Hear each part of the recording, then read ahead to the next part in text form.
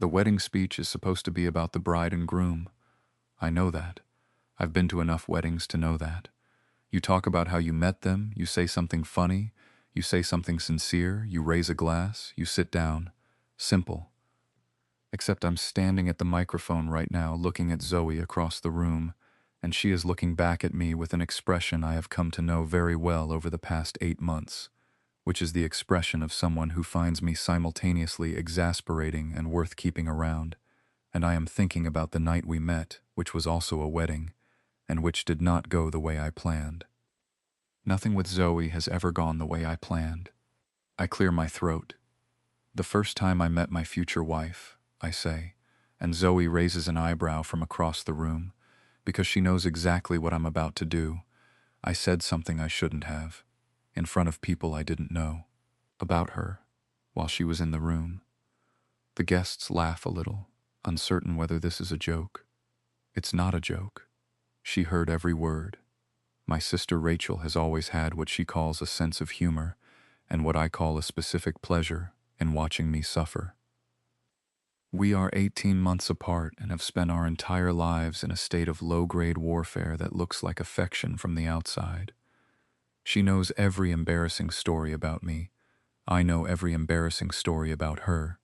We use them sparingly, like ammunition you save for when it really counts. The night we met Zoe, I was 26 and had been single for 8 months following a relationship that had ended in the particular quiet way where you realize, too late, that you had both stopped trying without either of you admitting it. Rachel had decided, as she periodically did, that the solution to my problem was to go to more parties. The party in question was a friend of a friend situation at a house in northeast Portland. Big living room, back porch with string lights, the kind of gathering where you know maybe a third of the people and spend the first hour trying to figure out who knows who. I had been there for 40 minutes and was considering a quiet exit when Rachel appeared at my elbow. "See the girl by the bookshelf," she said. I looked. The girl by the bookshelf was reading the spines of the books with the focused attention of someone who had come to a party and found the books more interesting than the people, which I understood because I had been thinking approximately the same thing about the snack table for the past 20 minutes. She was maybe 25, dark hair down to her shoulders, wearing a green dress that looked like she'd chosen it without trying too hard. She had a drink in one hand and was tilting her head slightly to read a title on a higher shelf. "She's been standing there alone for 15 minutes, Rachel said.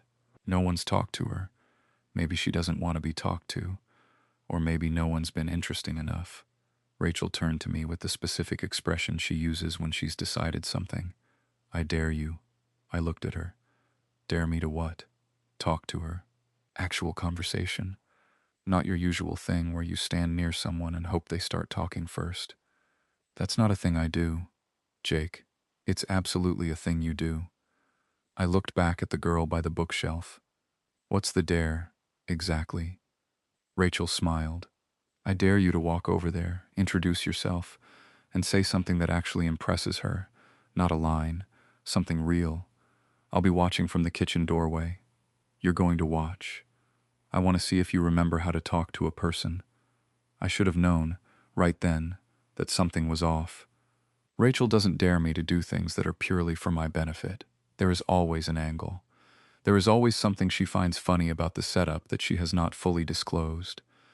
But I was 26 and slightly bored, and the girl by the bookshelf was interesting in a way I couldn't entirely explain, so I said fine. I picked up my drink. I walked over. Here is what I said, standing beside the bookshelf, looking at her profile while she read a title. "My sister dared me to come talk to you. She's watching from the kitchen doorway right now. I'm telling you this because the alternative is pretending I came over here on my own initiative, and that seems like a worse way to start a conversation." The girl turned and looked at me. Her eyes were dark brown and very direct, the kind of eyes that made you feel immediately assessed. She looked at me for a moment. Then she looked toward the kitchen doorway, where Rachel was very obviously not being subtle about watching us. Then she looked back at me. She smiled. Not a polite smile, a real one, slightly surprised, like she hadn't expected that particular opening. She said nothing. I waited. She reached into her bag and pulled out her phone, typed something, and held it up. The screen read, "I'm Zoe. I'm deaf, but I can lip read, so I caught everything you just said." I looked at the screen. I looked at her. I looked back at the screen. I said, "Everything." She nodded, still smiling. I thought about the previous 4 minutes, during which I had been standing near the snack table telling Rachel that the girl by the bookshelf was pretty and that I had no idea how to start a conversation without sounding like an idiot, and that the dare was a terrible idea, and that Rachel was the worst sister in recorded history. I said, "How long have you been able to see the kitchen doorway from where you're standing?" Zoe tilted her head, typed, held up the phone. "Since before you and your sister started talking about me." I closed my eyes for approximately 2 seconds. Then I said, "I would like to clarify that I did not use the word pretty." I said, "Interesting." She typed. I watched her face while she did it, which was a thing I would come to do a lot, because Zoe's face while she was thinking about what to write was one of the most expressive things I had ever seen. The screen said, "You said both. Interesting first, then pretty. Your sister said you had good taste." I turned and looked at Rachel in the kitchen doorway. Rachel, who had known. Rachel, who had watched Zoe standing there for 15 minutes and noticed that Zoe could see the kitchen doorway and had decided that the funniest possible outcome was for me to walk over and deliver my own embarrassing commentary directly to the person it was about. Rachel raised her glass at me. I turned back to Zoe. "My sister," I said, "is a terrible person." Zoe typed, "She seems fun. She's chaos in a human body." Zoe laughed. Actually laughed, out loud, and it was not the sound I expected, which was nothing, because I was 26, and I did not know yet that deaf people laugh out loud the same as anyone, and the specific sound of Zoe laughing was something I was not prepared for. I said, "Can I get you another drink?" She held up her current drink, which was still mostly full. I said, "Can I stand here while you finish that one?" She looked at me for a moment. Then she moved slightly to the left to make room beside the bookshelf. We stood by the bookshelf for the rest of the party. She typed on her phone, and I talked, and she read my lips and typed back, and somewhere around the second hour I stopped noticing the slight asymmetry of it, and it just became the way we talked. She was a graphic designer. She had moved to Portland from Eugene 6 months ago for a job at a small studio. She had been deaf since she was 4, a fever that had moved fast and left that particular mark. She had grown up in a house where her parents had learned to sign along with her, which she said had made all the difference in a way she still hadn't found the right words for. I told her about my job, which was project management at a construction firm, and which I described as spending 8 hours a day making sure other people's problems didn't become my problems, which wasn't entirely true, but wasn't entirely false either. She typed, "That sounds exhausting." "It is," I said, "but I'm good at it." She looked at me, typed, "You say that like you're not sure if it's a compliment." I thought about that. Being good at managing chaos, I said, is either a skill or a trauma response. I've never figured out which.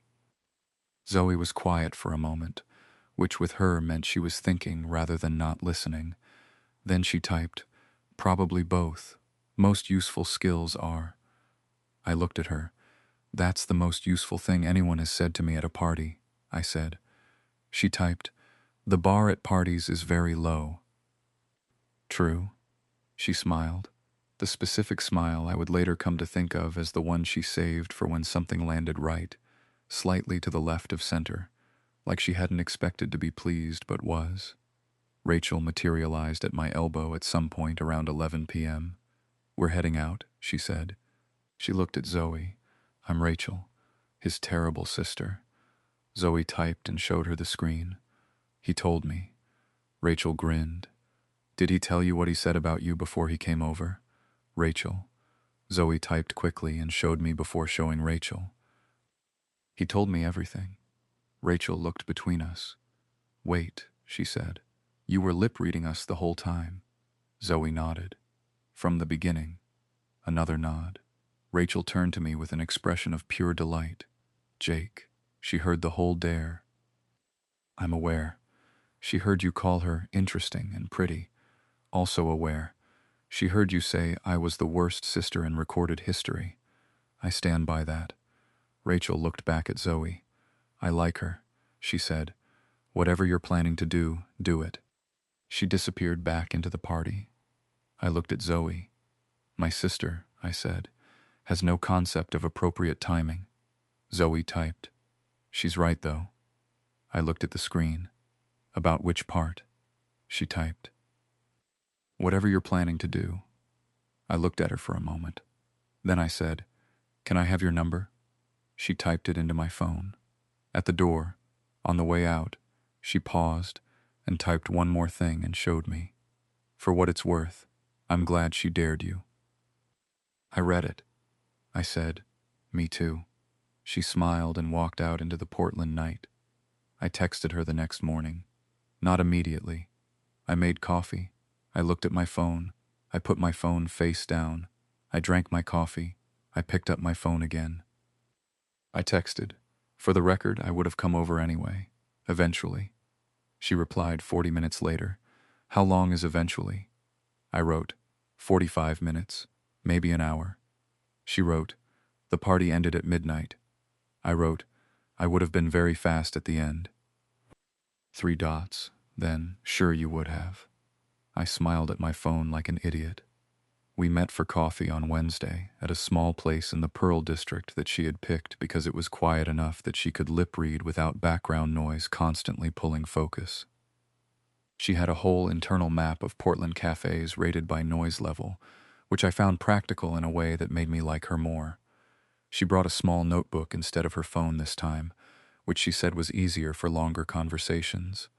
She wrote, I talked. She lip read and wrote back. I asked how she had come to lip reading so well. She wrote, practice, mostly, and necessity. The world is mostly not designed for deaf people, so you figure out how to navigate it on its own terms. I said, does that get tiring? She looked at me for a moment before she wrote, sometimes, but I'd rather navigate than not be in the room. I thought about that. That's a very specific kind of courage, I said. She wrote, it's not courage, it's just what the options are. Most people, when the options are hard, find a way to need fewer options. She read that and tilted her head. Then she wrote, you've thought about this. I've been thinking about it since Saturday, I said, about what it would be like to be in a room full of conversations you can only access if you're paying constant attention. She wrote, it's also full of conversations not worth accessing. That part's the same as for everyone. I laughed. She smiled. The coffee lasted 2 hours. I should tell you what I did not do. I did not download a sign language app that night, learn 30 phrases, and show up to our next meeting signing badly. I had seen people do that and had understood, from the look on Zoe's face the one time she described it, that the performance of effort can be its own kind of patronizing. What I did instead was ask her, directly, what actually helped. She wrote me a list on Thursday via text. Short sentences, no preamble. Face me when you talk. Don't exaggerate your mouth movements. It makes lip reading harder. Don't cover your mouth. If I miss something, just repeat it normally, not slower and louder. Don't finish my sentences. Don't speak for me to other people unless I ask you to. If there's background noise, write it down. I read the list twice. I texted back, understood. Anything else? She wrote, don't make it a thing. I wrote, noted. She wrote, most people make it a thing. I wrote, I'll try to be most people in every other way and not in this one. 3 dots. A long pause. Then, that's the right answer. We saw each other twice a week through October and into November. She showed me the studio where she worked, a small place in a converted warehouse with good light and the specific organized chaos of a space where someone spent most of their waking hours. She showed me the current project, a brand identity for a small bakery, and explained what she was trying to do with the logo, which involved a level of intentionality about negative space that I had never thought about but immediately understood once she showed me. I showed her the construction site I was managing in that period, a mid-rise residential building in the South Park blocks. She walked through it with her hard hat slightly too large for her head and looked at everything with the careful attention she gave to anything she was genuinely interested in. She typed, "You're good at this." I said, "At construction management?" She wrote, "At knowing where everything is supposed to go." I said, "It's easier when someone designed it right." She wrote, "Most things are." I told Rachel about Zoe 2 weeks in, which was 2 weeks longer than Rachel felt was appropriate. "I've been waiting," Rachel said. "I'm aware. 2 weeks, Jake." "We've been busy." "How busy?" "Twice a week busy." Rachel made a sound that was mostly just happiness badly disguised as exasperation. "Tell me everything," she said. I told her some things. Not everything. Some things were Zoe's, not mine to report. What I told Rachel was that I had not once, in 2 weeks, done the thing where I pretended not to be as interested as I was. I had not played it cool. I had not waited longer than I wanted to text back. I had not performed any version of casualness. Rachel said, "That's new. I know." "What's different?" I thought about it. She heard everything I said about her before I even talked to her, I said. There wasn't anything left to protect. Rachel was quiet for a moment. Then she said, "I did not plan that part. I know. I just thought it would be funny. It was also the most honest first conversation I've ever had." Rachel looked at me. "I need you to know," she said, "that I'm going to take full credit for this. You absolutely will not. Jake, I created the conditions. You created the conditions for me to embarrass myself in front of a stranger. And look how it turned out." I looked at my sister. "You're still the worst," I said. She smiled. "I know. I learned to sign." Not immediately, and not as a performance. Zoe had a friend, a woman named Petra, who ran a weekly ASL practice group in Selwood, and I asked Zoe in December if she would mind if I joined. She wrote, "You don't have to." I wrote back, "I know. I want to." A pause. Then, Petra's group is Thursday evenings, 7 o'clock. I went on Thursday. I was bad, genuinely bad, the specific bad of someone who understands what their hands are supposed to do and cannot make them do it. Petra was patient, with a specific quality of patience that suggested she had seen this many times before. Zoe came to the third session.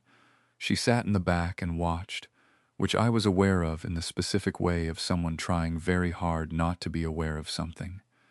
After the session, she signed to me, "Your hand shape for understand looks like you're trying to catch a butterfly."